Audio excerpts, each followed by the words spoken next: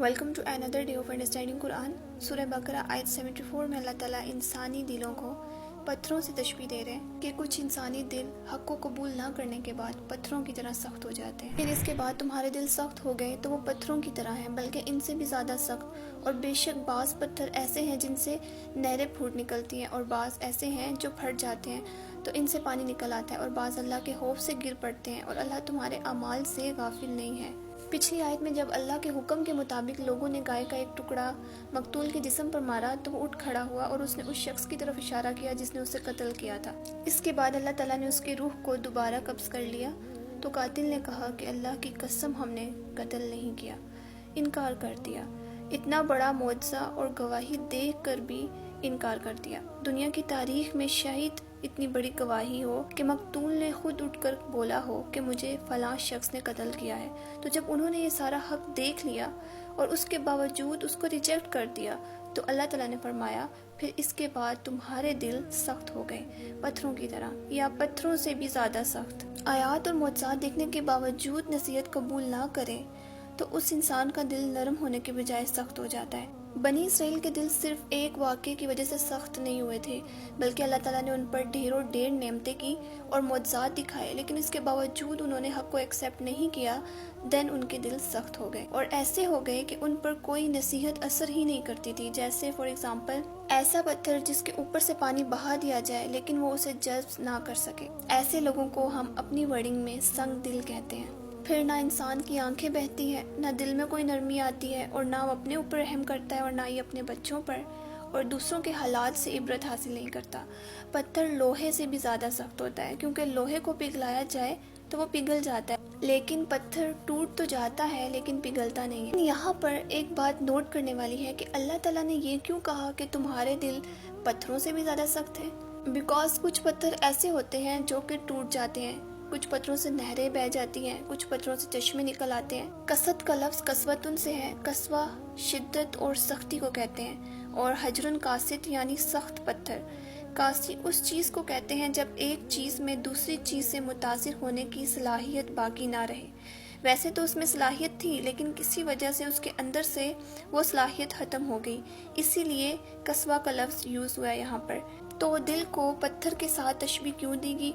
क्योंकि इंसानी दिल के अंदर ये सलाहियत होती है कि वो निशानियों को और दलाइल को देखकर हिदायत कबूल कर ले, नसीहत का उसके दिल पर असर हो जाए। लेकिन जब वो सलाहियत ख़त्म हो जाती है और उसे किसी भी इंसान की बात समझ में नहीं आ रही होती और वो अपनी मनमानी करता है, तो ऐसे इंसान को हम कहते हैं कि बड़े संग दिल और पत्थर दिल इंसान हैं आप पर हमारी कोई बात ही असर नहीं करती। इसके अलावा हम 3 कैटेगरीज के पत्थरों को डिस्कस करेंगे जो कुरान पाक में अल्लाह ताला ने फरमाए हैं कि बनी इसराइल के दिल उन पत्थरों से भी ज़्यादा सख्त हैं, क्योंकि इन पत्थरों में ये सलाहियत होती है कि इनसे चश्मे फूट निकलते हैं या तो फिर नहरें बहती हैं, और कुछ अल्लाह के खौफ से गिर पड़ते हैं। पहले किस्म के पत्थर ऐसे होते हैं जिनके लिए लफ्ज़ यूज़ हुआ है तफज्जुर। तफज्जुर का लफ्ज़ फज्र से है, किसी चीज़ को वसी तौर पर फाड़ना। जब फजर तुलू होती है तो सारे आसमान पर रोशनी फैल जाती है। तफज्जुर यहाँ वसत के लिए यूज़ हुआ है, यानी कुछ पत्थर ऐसे हैं जिनमें बहुत से सुराख हो जाते हैं और उनसे इतना पानी निकलता है जो नहरों और दरियाओं की शक्ल इख्तियार कर लेता है। अब इस पहली किस्म के पत्थर को अगर इंसानी दिल से मैच किया जाए कि कुछ लोग ऐसे होते हैं जो हैर की कुंजियां होते हैं, यानी लोगों को उनसे बहुत ज़्यादा फ़ायदा होता है, और दूसरे किस्म के पत्थर ऐसे होते हैं जो शक हो जाते हैं। शक का मानी फटना, तूल और अर्ज में फटना, यानी कि लंबाई और चौड़ाई में फटना। ये दूसरी किस्म के पत्थर हैं। पहली किस्म के पत्थरों से कम फ़ायदा मंद है। वहाँ तो नहरें जारी हो गई थी, लेकिन यहाँ कुछ ना कुछ पानी निकल आया है इनसे भी। एज़ वी नो कि पानी इंसानी ज़िंदगी के लिए बहुत ज़रूरी है। हज़रत अबू हुरैरा कहते हैं कि एक मरतबा वो नबी वसल्लम के पास आए और कहा, या रसूलुल्लाह सल्लल्लाहु अलैहि वसल्लम, जब मैं आपको देखता हूँ मेरा दिल ठंडा हो जाता है और आंखों को करार आ जाता है। आप मुझे हर चीज़ की असल बताइए। आप सल्लल्लाहु अलैहि वसल्लम ने फरमाया, हर चीज़ पानी से पैदा की गई है। ये एक छोटी सी बात और इतनी बड़ी हकीकत बता दी गई जिस पर सदियाँ गुजर जाएं इंसानों की रिसर्च करते हुए कि हर चीज़ पानी से पैदा की गई है।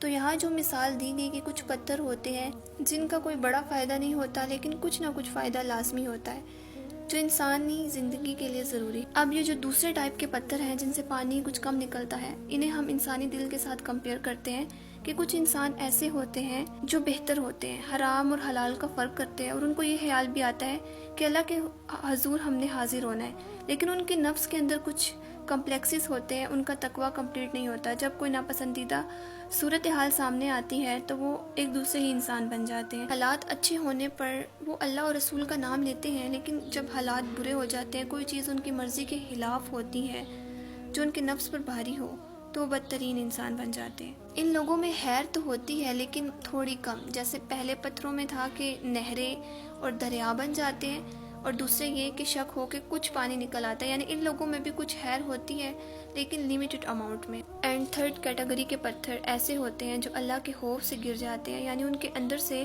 پانی تو نہیں نکلتا، یہاں وہ خود پھٹ جاتے ہیں۔ حبوط کا لفظ پھر سے آ گیا، اور احبطوا یعنی کسی چیز کا اوپر سے نیچے کی طرف آنا، کسی چیز کا بے اختیاری کی حالت میں نیچے آنا، جیسے پتھر بلندی سے نیچے اترتا ہے۔ تیسری قسم کے لوگ وہ ہوتے ہیں جو ہر حالات میں اللہ کے بارے میں نیگیٹو سوچ نہیں رکھتے، وہ اللہ کو پہچانتے بھی ہیں اور اس کی عظمت کو بھی جانتے ہیں، اور ہر حال میں اللہ سے ڈرتے ہیں، اور جہاں کہیں اللہ کا حکم آ جائے تو اللہ کے ڈر سے گر پڑتے ہیں، جیسے پتھر گر پڑتے ہیں۔ لینڈ سلائڈنگ اور پتھروں کا گرنا قرآن سے ہمیں پتہ چلتا ہے کہ اللہ کے ڈر سے گرتے ہیں۔ اور بھی کوئی ریزنز ہو سکتے ہیں، لیکن جو قرآن کے تھرو ہمیں پتہ چلا وہ یہی ہے کہ یہ پتھر اللہ کے ڈر سے بلندیوں سے گرتے ہیں، خشیت اور خوف سے۔ خشیت اس ڈر کو کہتے ہیں جو علم کے ساتھ آئے۔ مجاہد کہتے ہیں پہاڑ کی چوٹی سے جب بھی چٹان گرتی ہے اور کسی بھی پتھر سے جب نہر پھوٹتی ہے اور اس میں سے پانی نکلتا ہے تو ایسا صرف اللہ کے خوف کی وجہ سے ہوتا ہے، یعنی اللہ کے خوف کی وجہ سے وہ اپنا وجود کھو کر انسانوں کے فائدے کے لیے میسر ہو جاتے ہیں۔ یاد رکھیں پتھر بے جان ہونے کے باوجود بھی شعور رکھتے ہیں، اس کا لیول کیا ہے وہ جسٹ اللہ ہی جانتا ہے، اور قیامت کے دن تو زمین بھی بولے گی۔ زمین کے اندر بھی ایک شعور ہے کہ میرے اوپر انسان کیا کر رہا ہے۔ چھپ کر بھی اگر انسان کوئی گناہ کرے گا تو وہ ریکارڈ کر لیتی ہے اور قیامت کے دن وہ سامنے لے آئے گی۔ اور اگر ہم یہ کہیں کہ پتھروں میں شعور کیسے ہو سکتا ہے تو ہم قرآن سے ہی آپ کو بتا دیتے ہیں، کیونکہ اللہ تعالیٰ فرماتا ہے کہ آسمانوں اور زمین میں جو بھی چیزیں ہیں سب اللہ کی تسبیح کر رہی ہے۔ اب جب پتھروں میں شعور ہے تب بھی تو وہ تسبیح کر رہے ہیں۔ ابن عباس کہتے ہیں کہ بعض پتھر تمہارے دلوں سے زیادہ نرم ہے، جبکہ تمہیں حق کی طرف بلایا جاتا ہے تو تم اسے قبول نہیں کرتے۔ پہاڑ اور پتھر سے تو سختی مطلوب ہے، لیکن انسان کے دل سے نرمی مطلوب ہے۔ انسان کے دل کو سخت نہیں ہونا چاہیے، سنگ دل نہیں ہونا چاہیے، کیونکہ قرآن پاک میں ایک اور جگہ آتا ہے کہ پہاڑ بھی اللہ کی خشیت سے لرز اٹھتے ہیں۔ اگر ہم اس کلام کو کسی پہاڑ پر اتارتے تو اللہ کے ڈر سے ٹکڑے ٹکڑے ہو جاتا، لیکن بعض انسان ایسے ہوتے ہیں جو قرآن کو سن کر بھی کوئی اثر نہیں لیتے، اور کچھ ایسے ہوتے ہیں جو صرف قرآن کی تلاوت سنتے ہیں تو ان کے دل نرم ہو جاتے ہیں اور وہ مسلمان ہو جاتے ہیں، چاہے انہیں اس کا معنی سمجھ آتا ہو یا نہ آتا ہو۔ لیکن کچھ لوگوں کے دل اپنے ہی گناہوں اور حرکتوں کی وجہ سے اتنے سنگ دل ہو جاتے ہیں کہ ان میں کوئی خیر باقی نہیں رہتی، اور اللہ تعالیٰ ان کے دلوں کو یہ جو 3 قسم کے پتھروں کا ذکر کیا ہے نا، ان سے بھی زیادہ سخت بتاتے ہیں کہ پتھر تو پھر بھی پھوٹ پڑتے ہیں، شک ہو جاتے ہیں، لیکن ان انسانوں کے دل شک نہیں ہوتے، ان پہ کوئی اثر نہیں ہوتا، چاہے آپ انہیں کتنی ہی نصیحت کیوں نہ کریں، چاہے آپ ان کا کتنا ہی بھلا کیوں نہ چاہیں۔ اور اللہ ہر چیز کو جانتا ہے۔ لاسٹ میں اللہ تعالیٰ فرماتا ہے کہ اللہ تعالیٰ ہر چیز کا احاطہ کیے ہوئے ہیں، اس کو ہر چیز کا پتہ ہے جو بھی ہم عمل کرتے ہیں۔ ریزن بیہائنڈ دس کہ دل پتھر کیوں ہو جاتے ہیں۔ سخت دل کی وجہ سب سے پہلے کہ بہت زیادہ باتیں کرنا، اللہ تعالیٰ کی مسلسل نافرمانی کرنا، نیک لوگوں کی مجلسوں میں نہ بیٹھنا، نماز کو خشوع اور خضوع سے نہ پڑھنا، بہت زیادہ سونا، بہت زیادہ کھانا، اور سب سے زیادہ کہ دنیا کی حرص۔ اب اس کا علاج کیا ہے کہ فرض نماز کی حفاظت کی جائے، نماز کو خشوع اور خضوع سے پڑھا جائے، سوچ سمجھ کر پڑھا جائے، قرآن کی تلاوت کی جائے زیادہ سے زیادہ، انبیاء اور صالحین کی سیرت کو پڑھا جائے، مریض کی عیادت کی جائے، قبروں کی زیارت کی جائے۔ اور ایک بار ایک شخص نبی کریم صلی اللہ علیہ وسلم کے پاس دل کی سختی کی شکایت لے کر آیا تو آپ صلی اللہ علیہ وسلم نے فرمایا مسکین کو کھانا کھلاؤ اور یتیم کے سر پر ہاتھ پھیرو۔ ایک بات یہ بھی یاد رکھنی ہے کہ سنگ دل اور قوی دل میں فرق ہوتا ہے۔ قوی دل ہوتا ہے کہ مضبوط دل، یعنی آپ جب قوی دل انسان ہوتے ہیں تو آپ مشکل سے مشکل فیصلہ لے لیتے ہیں، اس دل میں نرمی تو ہوتی ہے لیکن وہ دل کسی انسان سے نہیں ڈرتا، اس کے دل میں صرف اللہ کا خوف ہوتا ہے۔ اور سنگ دل انسان جسے کسی انسان کی پرواہ نہیں ہوتی اور نہ ہی اسے اللہ کا ڈر ہوتا ہے بلکہ جسٹ وہ اپنے بارے میں سوچتا ہے، ایسے انسان کو ہم سیلفش انسان کہتے ہیں۔ دل بھی ہمارے جسم کا ایک قیمتی حصہ ہے اور اللہ تعالیٰ بھی ہمارے دلوں کو ہی دیکھتا ہے۔